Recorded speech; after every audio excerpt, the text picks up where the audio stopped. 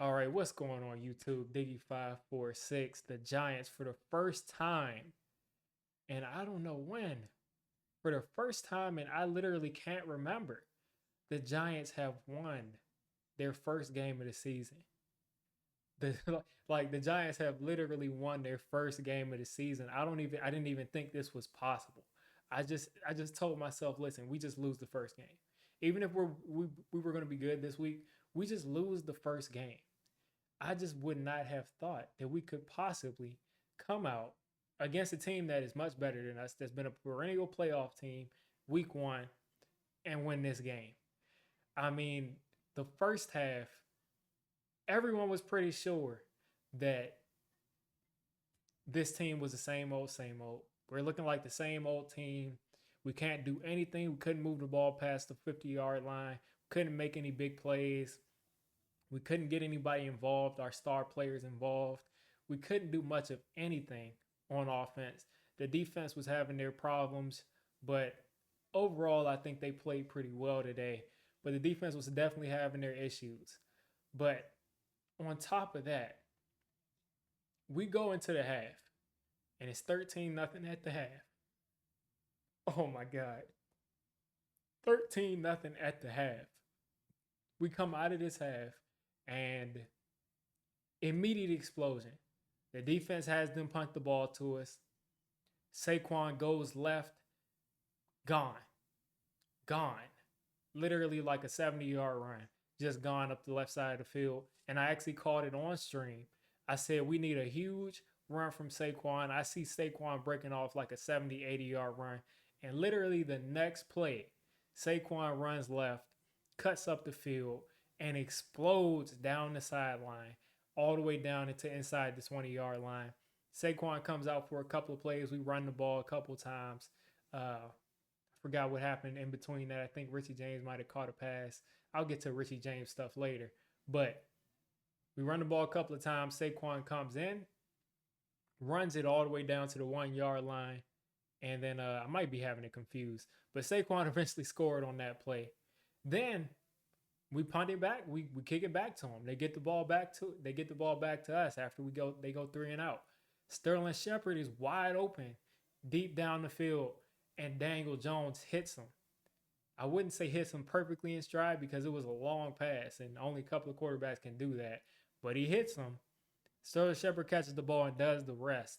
Right after that, pretty much a tie game. We missed the extra point the first time. So pretty much a tie game, and then it started to seem like the Titans were kind of saying, like, listen, we're going to work our way back into this game, and we're establishing that we're the better team here. So it looked like they were starting to say that they were the better team, but we worked our way back after they scored that go-ahead touchdown. And they're showing the play right here on the TV. We drove all the way down the field. Saquon had another huge run. Saquon said, he told you people. He told you Saquon haters. He told you people that he was back. He told you people he was healthy. And you laughed at him. You laughed at him. And some people called him a mascot. And you laughed at the dude. He told you that he would be back. And he carried this team today.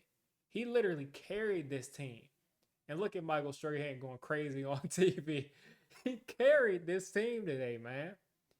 Like, if without Saquon having those huge runs that he had, we don't win the game. We don't come close to winning the game. We probably score about 7 points. So again, he carried us down to the 1-yard line.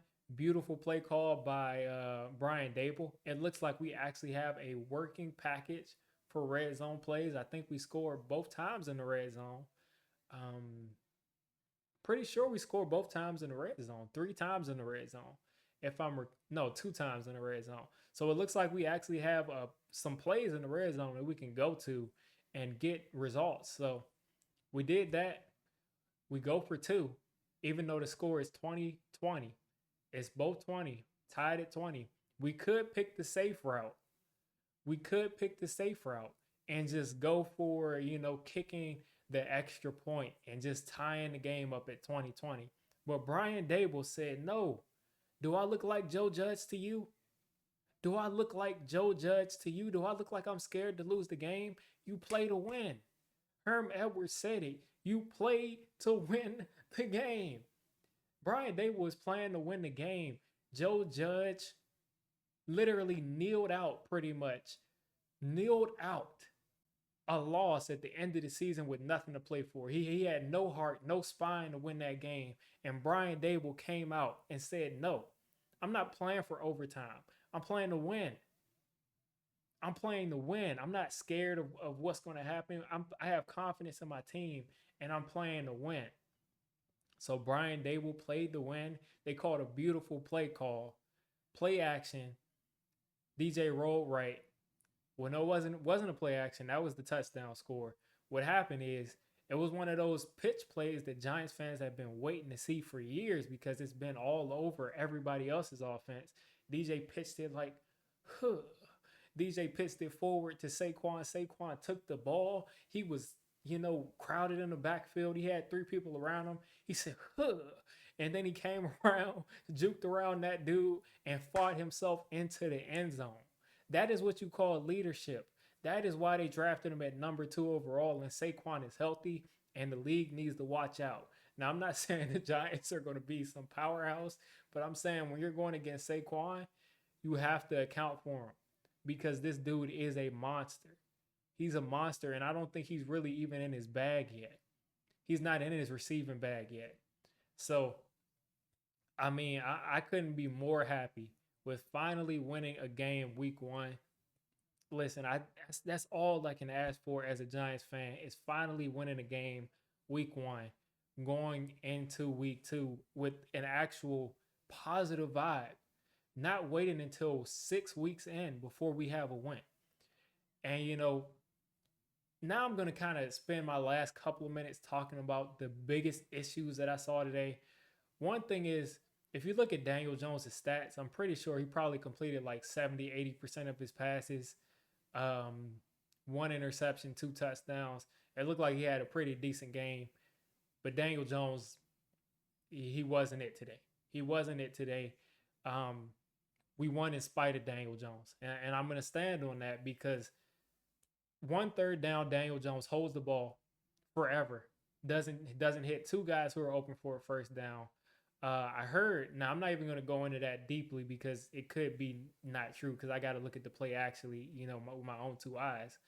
But I heard that he missed David Sills on a deep pass. But, that happens all the time. So I'm not going to really knock him for that. But that interception in the red zone to Saquon Barkley was inexcusable. He stared Saquon down the entire time, and he forced it to Saquon, even though he was well covered, and Saquon wasn't even looking for the ball. It was a horrible decision. Stared him down the entire time. It's just inexcusable to make that throw. And then, of course, earlier on in the game, Josh Ezeudu got destroyed, obliterated. Completely destroyed by Jeffrey Simmons. And Daniel Jones wasn't aware of what was going on, and he fumbled the ball. So that's 2 turnovers that you just can't have, and 2 turnovers that definitely hurt us. And a couple of times I just saw where he just did not pull the trigger when guys were open. So I definitely want to see Daniel Jones get better. It could just be that, he's not comfortable in this offense yet. He's got to still work into it. But we got a W, so I'm not really going to lay into Daniel Jones this much. I do appreciate that he made that last throw. I do appreciate that he made that run over to the left on 4th and 1. So he fought today. And I've never ever questioned Daniel Jones' heart, and he always shows it. So props to Daniel Jones for showing up in the spots that he showed up today, but he's got to clean up those mistakes. My last thing is this. What is our obsession with Richie James? Now, Richie James made a couple of nice plays today, especially in the punt return and a couple of nice third downs. But why isn't Kadarius Toney in that spot? Like, why can't we get the ball to Kadarius Toney more? We gave it to him 1 time or 2 times, and both times he made like the entire team miss. And for some reason, we do not go back to Kadarius Toney.